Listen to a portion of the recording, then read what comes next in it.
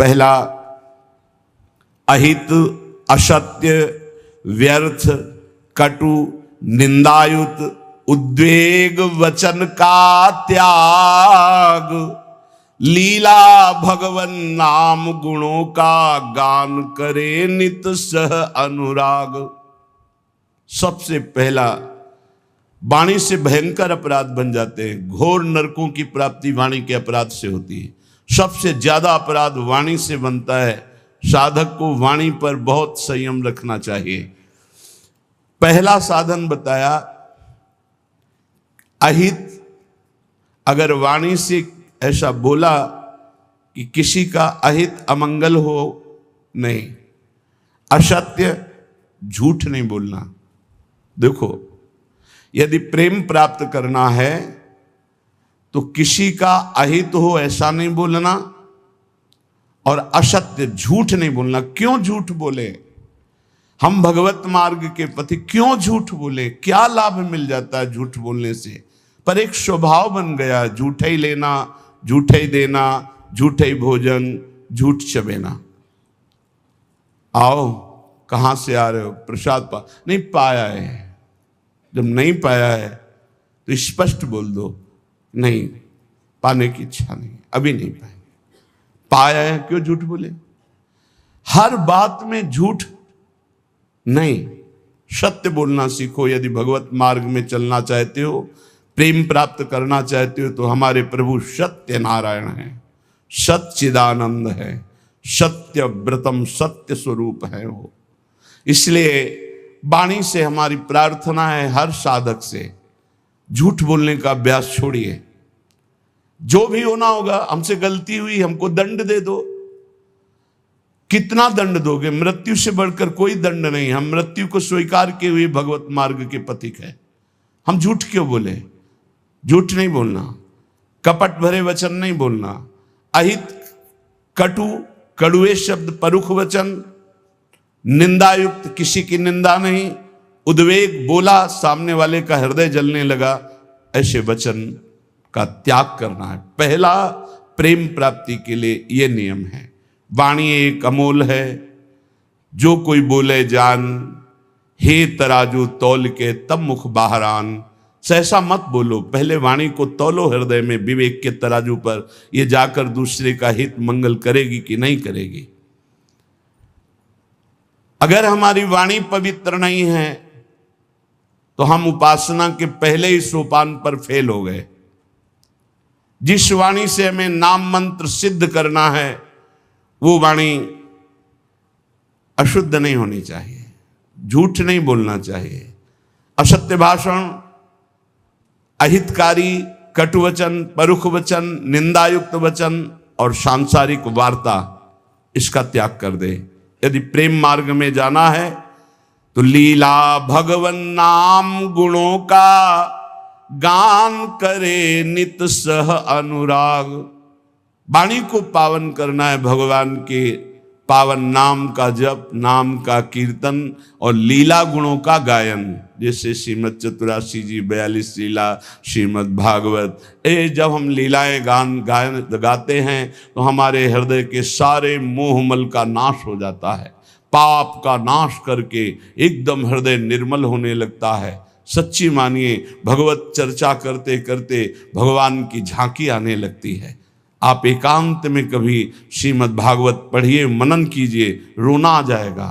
एकांत में चतुरासी जी को बार बार गाइए, झांकी आने लगेगी। जो पदों में लीला छुपी है वो प्रकाशित होने लगेगी। श्याम श्यामा प्रगट, प्रगट अक्षर निकट, प्रगट रस स्रवत अति मधुर बानी। सत्य बोलो, हितकर बोलो, दूसरों को सुख पहुंचाने वाली बात बोलो, भगवान नाम जप करो, भगवान नाम कीर्तन करो, भगवत लीला गुणगान करो।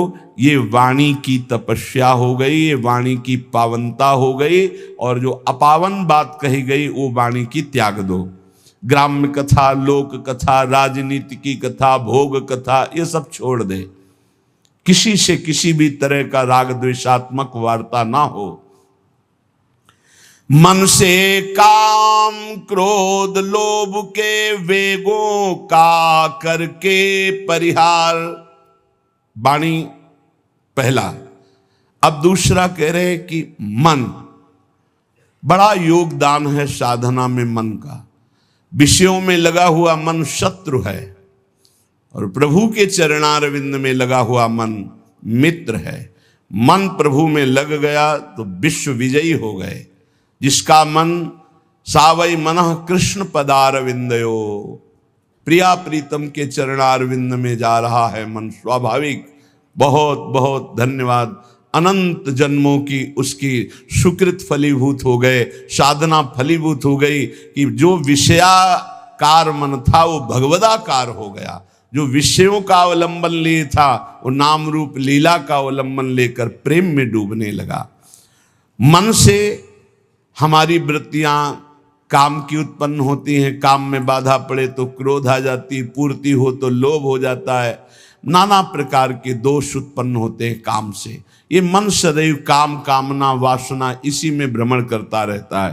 काम कामना वासना मन ते कर अति दूर, अति दूर इनका प्रवेश भी ना हो हमारे मन में।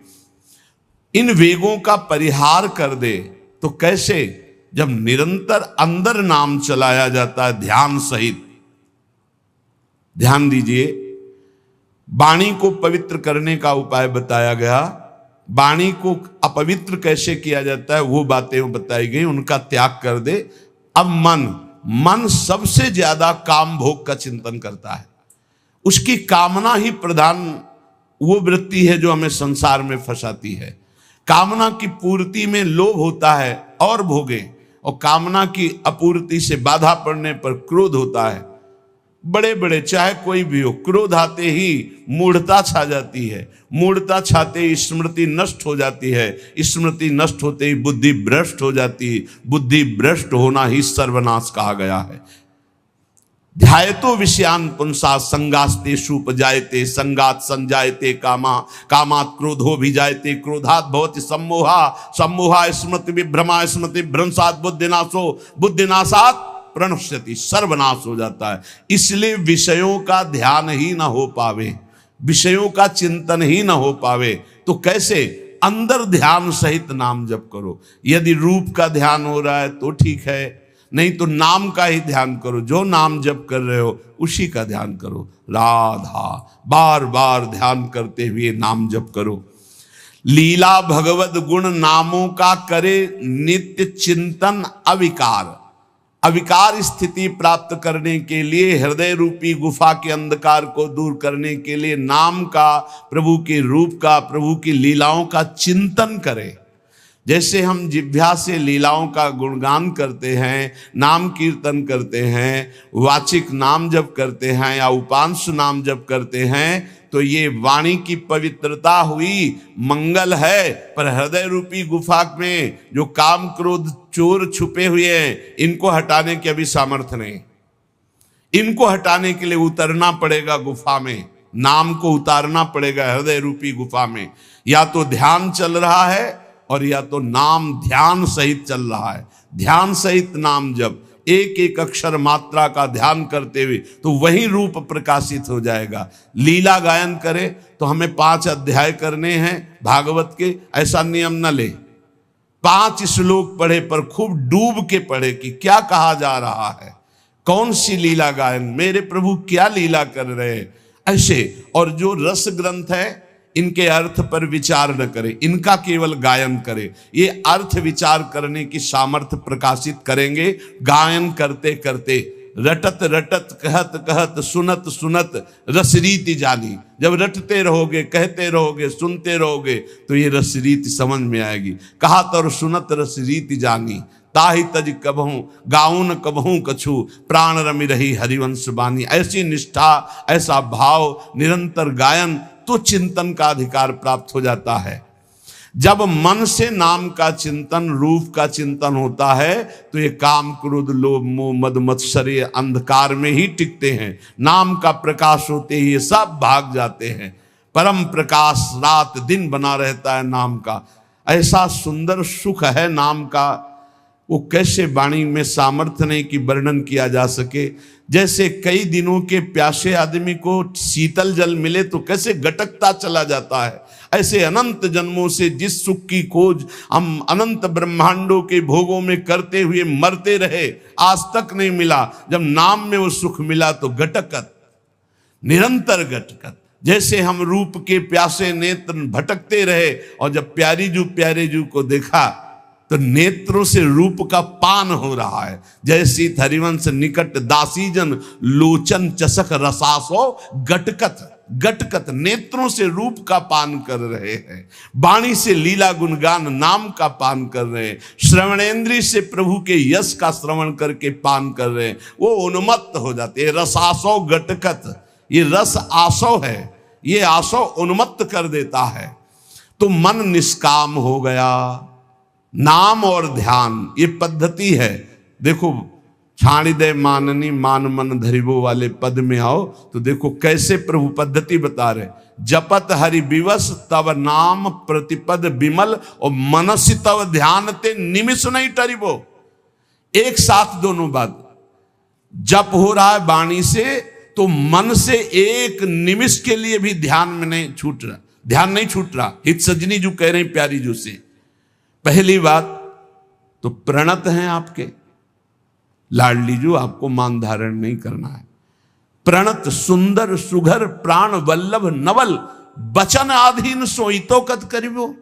और स्थिति जपत हरि विवश तव नाम प्रतिपद विमल मनसि तव ध्यान ते निमिष नहीं टरिबो। और इधर हनुमान जी महाराज श्री जानकी जी की स्थिति वर्णन कर रहे हैं। अशोक वाटिका में बैठे, नाम पाहरू दिवस निशि ध्यान तुम्हार कपाट, लोचन निज पद जंत्रित जाहि प्राण के ही बाट।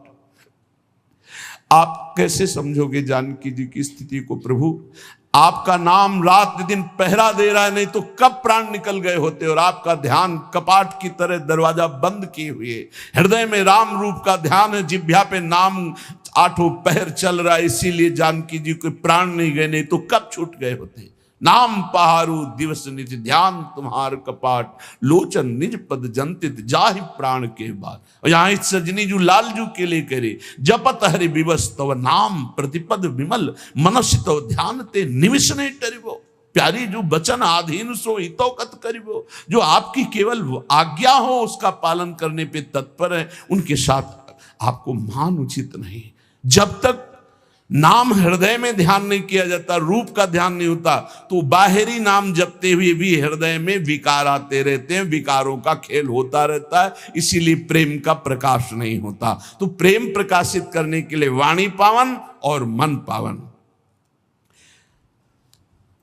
अब प्राण पवित्र करो। प्राण कैसे? प्राण आहार से अशुद्ध और शुद्ध हो जाते हैं। तो आहार, हिंसा में अशुद्ध भोजन का, भगवत मार्ग में चलने वाले को तमोगुणी आहार का त्याग कर देना चाहिए। ये सब अभक्ष्य पदार्थ तो दूर ही हैं। प्याज लहसुन में कोई हिंसात्मक दोष नहीं, पर घोर तमोगुण प्रकट करता है, इसलिए इसका त्याग किया गया है। जहां आलू प्रकट होती है, जहां कंद शकर कंद प्रकट होती है, जैसे जैसे मूली गाजर प्रकट होती, ठीक वैसी उसी खेती में उसी जगह में ये प्याज लहसुन प्रकट होता है।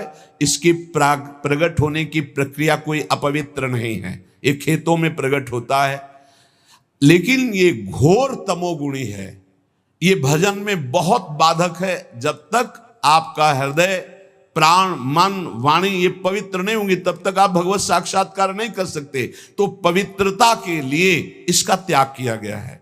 प्याज लहसुन का भगवत प्राप्ति की पवित्रता के लिए त्याग किया गया है। ये कोई हिंसात्मक दोष वाला नहीं है, पर ये तमोगुणी है, तो तमोगुणी का त्याग करके सत्वगुण का सेवन करते हुए वो गुणातीत अवस्था में पहुंचना, इसलिए इसका त्याग अत्यंत अनिवार्य है। और कहीं भी किसी भी ठाकुर जी को कभी भी कोई भी भोग नहीं लगाता प्याज लहसुन का। अगर लगाता है तो ये अपराध है। आज तक कहीं कोई प्रमाण नहीं है कि कहीं सात्विक पुरुषों ने इसको पाया हो या ठाकुर जी को भोग लगाया गया हो। इसलिए इस तमोगुण प्रदान करने वाले प्याज लहसुन का भी त्याग कर दे। और कह रहे हैं करे चटोरेपन का त्याग। प्राण को शुद्ध करने के लिए ये बाजारू चीजें खाने की जो चटोरापन बन गया है, वो प्रेम प्राप्ति की ठीक वृत्ति नहीं है कि आप बाहरी चीजें, आपको अगर भोग ही लगाना है तो आप अपने घर में जो रूखा सूखा बनाइए, भाव से भोग। ये केवल ये 2 अंगुल जबान की बात है, गले के यहाँ से गया ना, वो खट्टा मीठा सब बेकार हो गया, वो मल बन जाएगा। इसी की केवल इसको स्वाद दो हरि नाम का, राधा नाम का। ये चटोरेपन का त्याग करो। ये ज्यादा चटोरापन रजोगुण तमोगुण प्रकट करके भोग वासनाओं में भ्रमित करता है। ये ऐसा नहीं, बहुत सावधानी। सात्विक केवल पेट भरना है उतना, जितने से हमारे प्राणों का पोषण हो जाए तो हमारे प्राण पवित्र हो जाते हैं।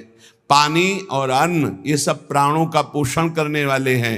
वायु प्राण पोषण, अन्न प्राण पोषण, जल प्राण पोषण। तो हमारा वातावरण, हमारा जल, हमारा अन्न बहुत बड़ा प्रभाव करता है भजन में। तो कह रहे हिंसा में तो कोई सतमार्ग में चलने वाला ऐसा आहार पाएगा ही नहीं, जैसे मांस है, मछली है, अंडा है, ये कदापि नहीं। फिर अशुद्ध भोजन, तमोगुणी भोजन, प्याज लहसुन आदि पड़े हुए, या एक बार जिस रसोई में मांस बन गया उसमें खीर पूड़ी बना के आपको दी जा रही कि ये बड़ा सात्विक भोजन, हम नहीं पा सकते उस रसोई का, क्योंकि रसोई ही अशुद्ध हो गई। जहाँ एक बार मांस रांधा गया, वो पात्र, वो रसोई अब हमारे योग्य नहीं रही। अशुद्ध भोजन का और करे चटोरेपन का त्याग। ये देखो शीशा के अंदर सामग्री बहुत अच्छी सुंदर दिखाई दे रही, लेकिन जब बनाई गई है तो बनाने की प्रक्रिया और बनाने वाले का भाव, बनाने वाले की शुद्धता, कहीं कोई शुद्धता नहीं, जानवरपन स्वभाव में बैठा हुआ है। कोई बिरला है कि थोड़ा सात्विक भाव, नहीं तो अशुद्धता ही अशुद्धता है। आप देख लो तो आप खाओगे नहीं। पर वो आज का समय हो गया है कि केवल बुद्धि, रसेंद्री, जनेंद्री के भोगों में तृप्ति का अनुभव करने वाली, इसलिए पवित्रता का तो निर्णय ही नहीं कर सकती। सादा शुद्ध सुभोजन सात्विक करे स्वाद का तज कर राग। सादा भोजन हो, सात्विक हो, और वो प्रभु को अर्पित किया हुआ प्रसाद हो, और अल्पाहार हो, अधिक भोजन नहीं। क्यों डालोगे व्यर्थ में पेट में? क्यों व्यर्थ में डालोगे? तुमको कोई कुश्ती लड़ना है क्या जाके? अरे तुम्हें काम क्रोध आदि को पछाड़ना है तो उनके लिए अल्पाहार। इतना अल्प ना हो कि भोजन का चिंतन हो, और इतना ज्यादा ना हो कि पेट में वजन नजर आवे। सात्विक, कम स्वाद वाला और भगवत प्रसाद अर्पित किया हुआ भोजन, इससे आपका प्रेम मार्ग पुष्ट होगा, प्राण पवित्र होंगे।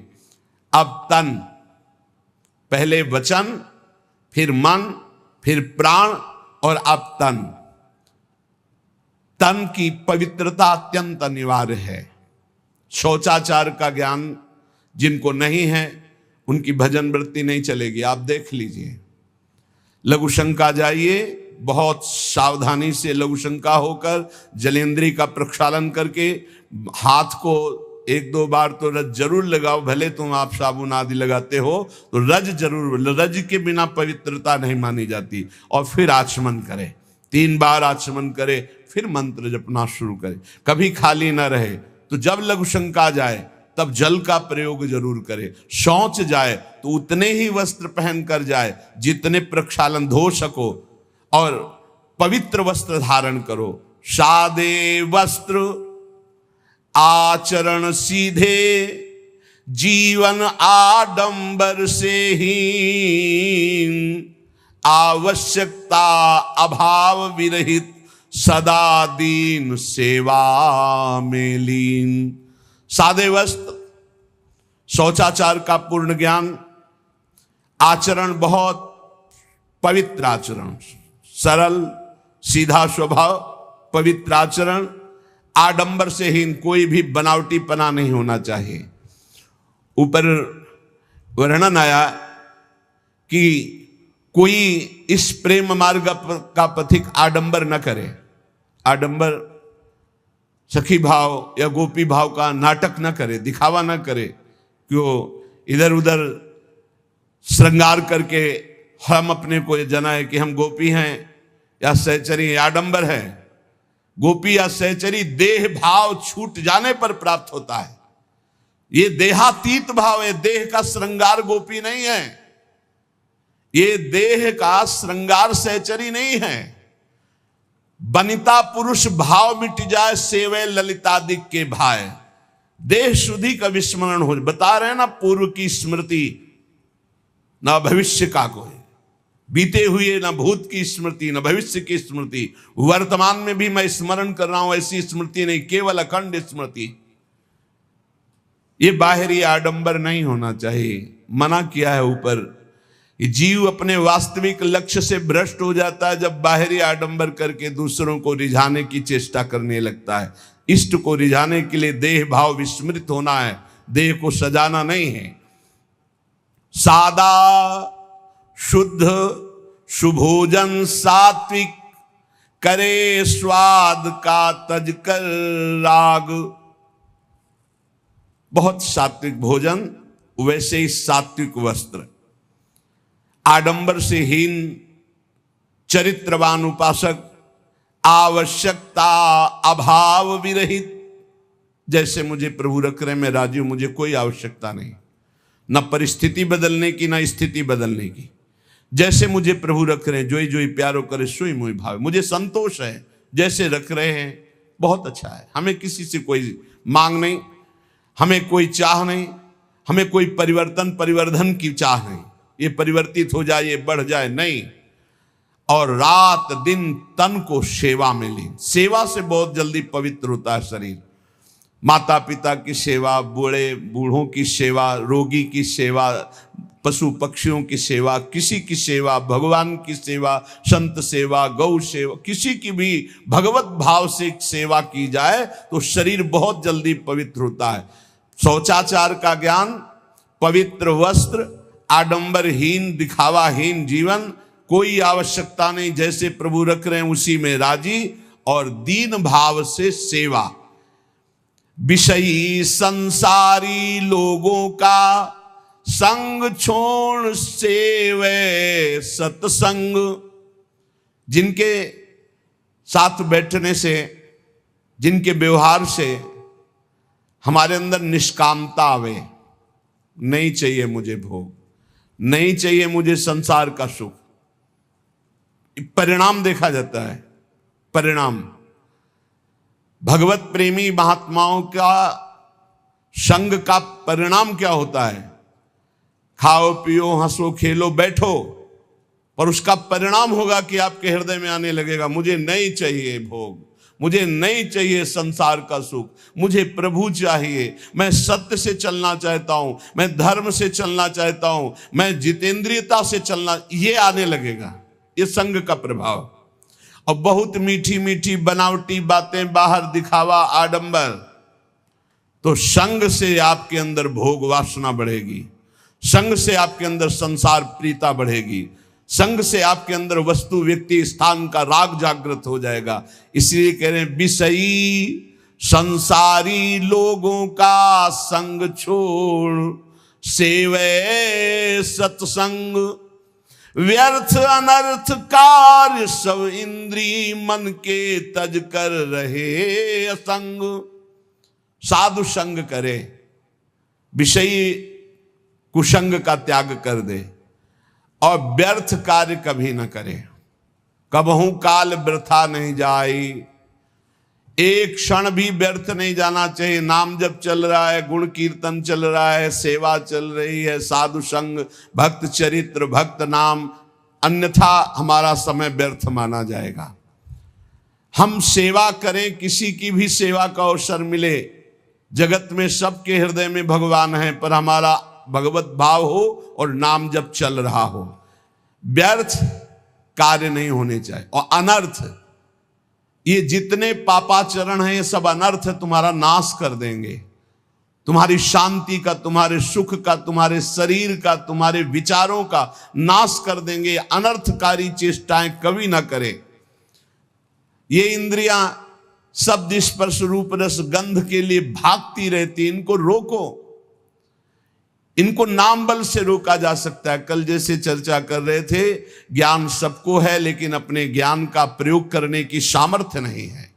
सामर्थ्य आती है नाम जप से। जितना नाम जप करोगे उतना ही सामर्थ्य आपके अंदर आएगी। जो चाहोगे प्राप्त हो जाएगा। हमारे हर प्रश्न का उत्तर नाम जप है। कुछ लोग कहते भी हैं कि इनको तो हर प्रश्न का जब उत्तर देंगे कहेंगे नाम जप करो। इसलिए कहते हैं कि चाहे जितनी बढ़िया बाजार हो, घूम आओ पूरी बाजार में, अगर कोई चीज लेनी है तो आपके पास रुपया चाहिए। रुपया, बाजार में घूम आओ, रुपया चाहिए। रुपया है तो उसके अनुसार सामान ले लोगे। ऐसे ही ये साफ शास्त्र हैं, सिद्धियां, ये वो जो चाहिए। अब जब चाहिए तो तुम्हारे पास धन होना चाहिए। वहां ये रुपया धन काम नहीं करता, वहां नाम धन काम करता। कबीरा सब जग निर्धना, धनवंता नहीं कोई, धनवंता सोई जानिए, जाके राम नाम धन होए। राधा राधा, कृष्ण कृष्ण, हरि हरि, जितना जपा, जो चाहिए खरीद लो। अगर कुछ और नहीं खरीदोगे तो हरि को खरीद लोगे। सुमिर पवन सुत पावन नामू, अपने बस करी राखे रामू। इसीलिए सब प्रश्नों का समाधान बताते बताते अंत में यही कि नाम जप करो, क्योंकि नाम जप के द्वारा अमंगलों का नाश होगा, सुख की प्राप्ति होगी, ज्ञान का प्रकाश होगा, अविद्या का नाश होगा, महामंगल हो जाएगा। तो व्यर्थ अनर्थ कार्य सब इंद्रिय मन के तज कर रहे असंग। ये असंगता के लिए नाम जप जरूरी है। बिना नाम बल के आप असंग नहीं रह सकते। जो मन चाहेगा करवा लेगा, जो इंद्रियां चाहेंगी करवा लेंगी।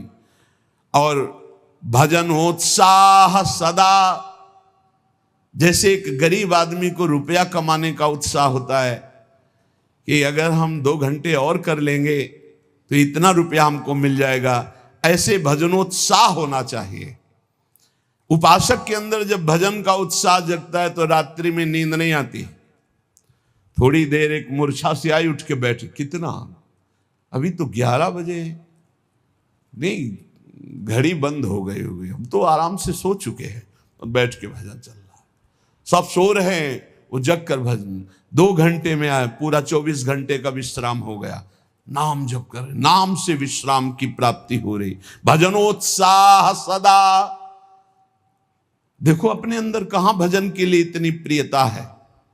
रात्रि में जो भजन होता है बहुत जोर का आनंद मिलता है, एकदम शांत वातावरण, और एक खुमारी चढ़ी रहती, उसी में चल रहा है मंत्र। बाह्य चेतना शून्य, अंदर से मंत्र चल रहा है, केवल सुनते रहो, चाहे लेटे हो चाहे बैठे हो। पर यह स्थिति बहुत अभ्यास के अंतर्गत होगी, नहीं तो बैठे बैठे भी सो जाओगे, लेटने में तो फिर क्या है। आप देखो शवासन में लेट करके कितनी जल्दी समाधि में चले जाते हो, नींद में पहुंच जाओगे।